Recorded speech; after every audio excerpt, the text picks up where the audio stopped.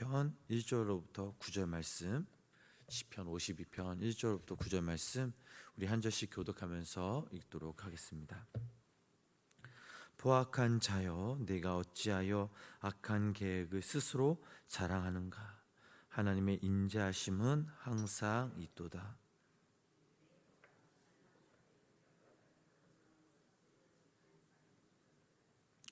네가 선보다 악을 사랑하며 의를 말함보다 거짓을 사랑하는도다.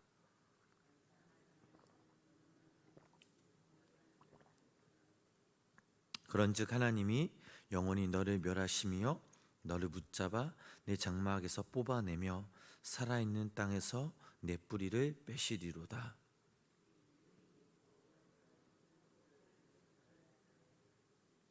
이 사람은 하나님을 자기 힘으로 삼지 아니하고 오직 자기 재물의 풍부함을 의지하며 자기의 악으로 스스로 든든하게 하던 자라 하리로다.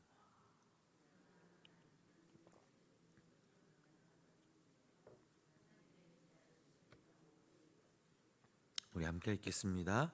주께서 이를 행하셨으므로 내가 영원히 주께 감사하고 주의 이름이 선하심으로 주의 성도 앞에서 내가 주의 이름을 사모하리이다. 아멘. 오늘도 이 거룩하고 복된 주의 새벽 하나님의 귀한 은혜와 사랑이 우리 성도님들 삶 가운데 또 가정 가운데 함께 하시길 주님의 이름으로 간절히 축원합니다.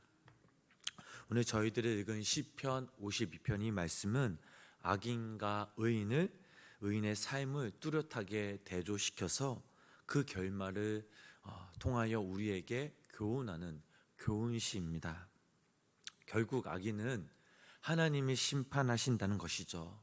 그리고 하나님을 경외하는 의인의 복된 모습은 어떤지를 고백하는 시입니다. 자, 그렇다면 첫 번째로 악인은 왜 악인입니까? 그 생각 속에서 나오는 모든 계획이 악한 계획을 세우기에 악인이죠. 자, 우리 1절 본문 1절 말씀 우리 다시 한번 함께 읽어보도록 하겠습니다. 포악한 자여, 내가 어찌하여 악한 계획을 스스로 자랑하는가? 하나님의 인자하심은 항상 있도다. 아멘. 악인은 처음부터 삶의 동기가 잘못되어 있습니다. 계획이 선하지 못하면 선한 행위가 나올 수 없죠. 악한 계획은 처음에는 잘 되는 것 같지만 곧 그 계획은 물거품으로 돌아갑니다. 왜 그럴까요? 하나님께서는 악한 계획을 허락하지 않으시고 막으시기 때문입니다. 그러나 선한 계획은 그 과정이 힘들고 고난 가운데 있을지라도 결국은 하나님께서 인도하십니다. 그런데 여기서 선한 계획이란 바로 하나님의 뜻을 인정하고 범사에 하나님을 인정하는 것을 의미합니다. 그러면 하나님은 그 계획을 결국은 힘든 가운데서도 이루어 주신다라는 것이죠. 그래서 우리 믿는 사람들은 하나님을 인정하는 선한 계획을 세워서 주님께 영광 돌리는 삶을 살아야 할 이유가 바로 여기에 있습니다. 또한 악인은 혀를 잘못 사용하죠. 그 사람이 악인인지 아닌지를 알 수 있는 기준 중에 바로 한 가지가 바로 우리의 혀를 어떻게 사용하느냐라는 것입니다. 우리 계속해서 본문 2절, 3절, 4절 말씀 함께 읽어보도록 하겠습니다. 내 혀가 심한 악을 꾀하여 날카로운 삭도같이 간사를 행하는도다. 내가 선보다 악을 사랑하며 의를 말함보다 거짓을 사랑하는도다. 간사한 혀여, 너는 남을 해치는 모든 말을 좋아하는도다. 아멘. 악인은 이 혀를 범죄하는 데 사용하죠. 그 혀는 심한 악이 있으며 거짓이 있습니다. 또한 그 혀는 간사합니다. 간사한 혀라는 것은 선보다 악을 사랑하며 의를 말함보다 거짓을 말하는 것을 더 좋아하는 혀, 이 혀를 말하고 있습니다. 결국 이런 혀는 하나님을 찬양할 수 없고 오직 다른 사람을 상처 주고 마음과 생명을 찔러 고통스럽게 하는 사악한 입술을 가리키는 것이죠. 시인은 사절 말씀에 바로 그것이 바로 뭐라고 나옵니까? 거짓을 사랑하노라. 또한 남을 해치는 말을 좋아하는도다 라고 나와 있습니다. 그래서 야고보서 3장 6절 말씀에서도 이런 말씀 있죠. 우리 이 말씀 함께 읽어보겠습니다. 혀는 곧 불이요 불의의 세계라. 혀는 우리 지체 중에서 온 몸을 더럽히고 또 삶의 수레바퀴를 불사르느니 그 사르는 것이 지옥불에서 나느니라. 아멘. 결국 이렇게 악한 계획을 세우고 혀를 통해서 이웃의 마음과 생명을 빼앗는 자는 바로 하나님의 심판이 있다라는 사실이죠. 그래서 본문 5절 말씀에서도 이렇게 기록되어 있습니다. 이 말씀, 본문 5절 말씀 함께 읽어보시겠습니다. 그런즉 하나님이 영원히 너를 멸하시며 너를 붙잡아 내 장막에서 뽑아내며 살아있는 땅에서 내 뿌리를 빼시리로다. 아멘. 자, 여기서 내 뿌리를 빼신다라는 것은 다시 회복할 수 없는 영원한 심판을 의미합니다. 결국 악인은 영혼의 심판받고 그 존재가 사라짐을 말하고 있습니다. 그러면 이런 악인을 본 의인의 삶은 어떠해야 합니까? 그 내용이 바로 오늘 저희들이 읽은 본문 6절로부터 9절 말씀이 나오죠. 우리는 악인의 심판을 보면서 두려워해야 합니다. 그리고 우리 자신 스스로를 이 하나님의 말씀 앞에 비춰보아야 합니다. 오늘 시인은 악인을 확실히 심판하시는 공의의 하나님을 확신합니다. 그리고 7절 말씀 보면 악인은 하나님을 자기 힘으로 삼지 않고 자신과 재물을 철저히 의지하며 살았음을 고백하고 있습니다. 자, 이런 자를 뭐라고 얘기합니까? 스스로 든든케 하던 자라라고 고백을 하죠. 자기 힘으로 삼지 아니하고 자신의 재물의 그 풍부함을 의지하면서 결국에는 스스로 든든하게 하던 자라라고 고백하고 있습니다. 피조물은 우리가 스스로 무엇인가를 해보겠다라는 생각 자체가 악하다는 것이죠. 우리가 이 하나님의 전능하심 앞에서 우리는 무엇을 스스로 할 수 있는 것이 얼마나 되겠습니까? 우리가 하나님 앞에서 스스로 할 수 있는 것이 아무것도 없다라는 것을 인정하는 것부터 바로 우리의 믿음이 시작이 됩니다. 스스로 아무것도 할 수 없다라는 것을 인정할 때 우리는 하나님께 나와 우리의 연약함을 고백하고 또 무릎을 꿇고 기도하면서 그분의 도우심과 그분의 일하심을 우리는 기다릴 수 있어야 합니다. 사랑하는 성도님 여러분, 우리는 살아가면서 스스로 든든케 하는 사람을 부러워할 필요가 전혀 없습니다.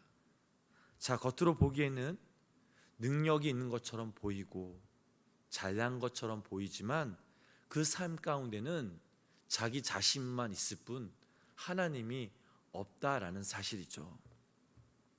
하나님 없이는 결국은 아무것도 아니고 모래 위에 집을 지은 사람과도 같습니다. 그러나 우리가 우리의 모든 삶에서 하나님을 인정하고 스스로의 연약함을 인정하고 또한 하나님을 의지하면 우리는 하나님의 집에 있는 푸른 감람나무와 같은 존재가 되는 것이죠. 이 고백은 이미 시편 23편에 고백한 것처럼 바로 시냇가에 심은 나무와 같은 것입니다. 우리가 나의 연약함을 인정하고 하나님을 인정하고 의지하면 결국은 하나님께서 우리를 당신의 품에서 흘러나오는 그 생명의 힘을 공급하셔서 우리의 삶을 기름지게 할 것임을 믿으시기를 바랍니다. 그래서 우리를 반석 위에 세운 집처럼 든든한 믿음의 삶을 살게 해 주실 것입니다. 우리가 이것을 믿어야 합니다. 하나님 앞에서 연약한 자가 그 누구보다 바로 강한 그 삶을 살아갈 수 있습니다. 왜냐하면 전능하신 하나님께서 연약한 자를 도우셔서 그 연약함이 하나님의 강하심으로 이끄시기 때문입니다. 오늘 시인은 그것을 알기에 마지막 이렇게 고백하죠. 우리 본문 9절 말씀 우리 다시 한번 함께 읽어보도록 하겠습니다. 주께서 이를 행하셨으므로 내가 영원히 감사하고 주의 이름이 선하심으로 주의 성도 앞에서 내가 주의 이름을 사모하리이다. 아멘. 오늘 시인은 바로 자신의 연약한 가운데 하나님을 인정하고 의지하는 자를 도우시는 하나님을 보았기에 영영이 주께 감사하고 주님을 의지하겠다라고 고백하고 있습니다. 바라기는 오늘을 살아가는 우리 성도님들이 악한 계획을 세우지 말고 혀를 통해 범죄하지 마시고 스스로 든든한 자가 아닌 하나님의 필요하심을 구하는 믿음의 성도님들 삶이 되시길 주님의 이름으로 간절히 축복합니다. 하나님의 필요한 그런 것들을 또한 구하는 자뿐만 아니라 우리가 하나님 앞에서 연약한 자가 되어서 그분을 날마다 인정하시고 또 그분을 의지하며 살아가실 때에 하나님께서 예비하신 풍성한 삶을 살아가시는 귀한 성도님들 되시길 주님의 이름으로 축복합니다. 오늘 본문 말씀에 나와 있죠. 주님께서 이를 분명 행하신다라고 우리에게 약속하셨습니다. 그리고 우리는 그 행하심으로 말미암아 주님께 감사한 삶을 살아갈 수 있습니다. 주의 이름이 오늘도 우리 가운데 있습니다. 주님의 선하심이 우리 삶 가운데 있습니다. 또 주님의 이름을 사모하는 자에게 영원한 생명을 주십니다.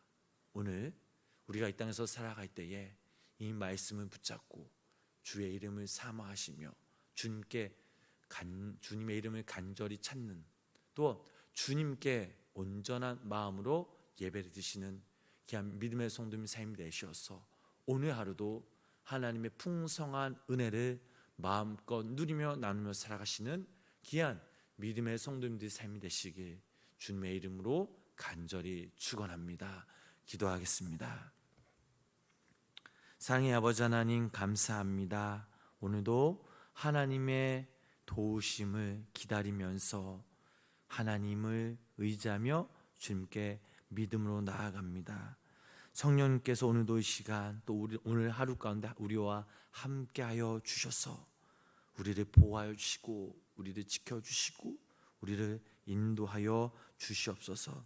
그리하여 아버지 하나님 오늘도 이 하루 살아가는 우리들이 우리의 자신의 연약함을 하나님께 다 내려놓고 하나님을 의지하면서 하나님께 우리의 삶을 믿고 맡길 때 성령님 우리에게 당신의 선하심과 당신의 또 아버지 하나님 행하심을 통해서 우리가 감사함으로 주님을 찬양하며 예배하는 우리 모두가 되게 하여 주시옵소서. 아버지 하나님 오늘도 이 거룩하고 복된 주일 우리가 주님 앞에 예배할 때에 온 마음 다해 예배하게 하시고 주의 이름을 높이며 찬양하며 주의 말씀을 사모함으로 이곳에 모여 예배할 때 하나님의 귀한 은혜와 사랑이 아버지 하나님 귀한 하나님의 귀한 말씀에 능력이 이제 가운데 선포되게 하여 주시옵소서. 예고 예배와 우리 아동부 예배와 중고청 예배 모든 모임과 또 우리 성도님들 교제 가운데 성령님 아버지 하나님 그 시간들을 붙잡아 주시고 그 시간 가운데 아버지 하나님 성령님의 능력과 성령님의 은혜와 성령님의 역사가 임하게 하여 주시고 또 오늘 하루 우리가 함께 이 땅에서 살아갈 때 다른 누군가를 위로하며 다른 누군가를 위해 기도하며 또 다른 누군가를 사랑하며 용서하며 헌신하는 우리 모두가 되게 하여 주시옵소서. 또한 아버지 하나님 오늘 이 새벽 또 간절한 또한 기도 제목들을 가지고 주의 전에 모였습니다. 내 힘과 내 능력과 내 지혜로 해결할 수 없는 그런 문제들이 분명 있습니다. 오늘도 이 시간 이 모든 문제들을 주님께 믿고 맡기며 간절한 마음으로 함께 기도하며 나아갑니다. 하나님께서 오늘도 이 시간 우리의 기도에 귀 기울여 주시고 당신의 때 당신의 방법으로 우리 기도 제목들이 응답받는 놀라운 역사가 우리 삶 가운데 임하게 하여 주시옵소서. 오늘 하루도 주님께 맡깁니다. 주님 우리와 함께 하여 주시옵소서. 예수님의 이름으로 간절히 기도드렸습니다. 아멘.